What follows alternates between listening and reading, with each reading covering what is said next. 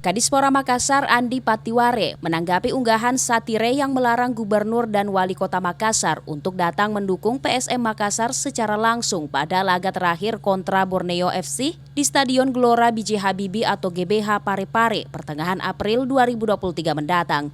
Unggahan satire ini kemudian beredar luas di media sosial meski pembuat unggahan tersebut masih misterius, bahkan dipertanyakan oleh kalangan supporter PSM termasuk The Maskman. Dari hasil tersebut, Kadispora Makassar Andi Patiware mengatakan bahwa pemerintah Kota Makassar sangat memperhatikan perkembangan sepak bola di Makassar.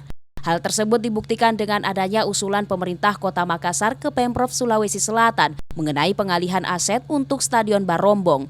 Tujuannya agar pemerintah Kota Makassar juga bisa mengalokasikan anggaran untuk Stadion Barombong tersebut agar pengerjaannya dilanjutkan dikarenakan pemerintah Kota Makassar tidak memiliki lahan.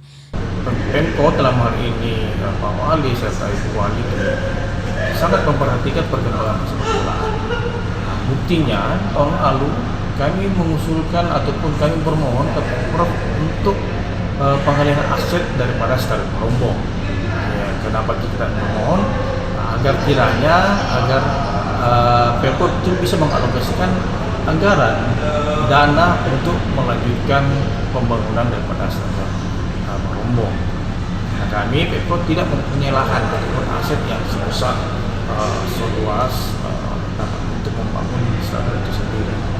Ia melanjutkan bahwa kedepannya pemerintah Kota Makassar melalui Dispora Kota Makassar akan merehabilitasi lapangan Karebosi yang memiliki 3 fasilitas lapangan sepak bola dan kedepannya jika PSM ingin menggunakan lapangan tersebut, pemerintah Kota Makassar akan mendukung hal tersebut. Ijal Syahrir, Fajar TV dan Fajar Radio melaporkan.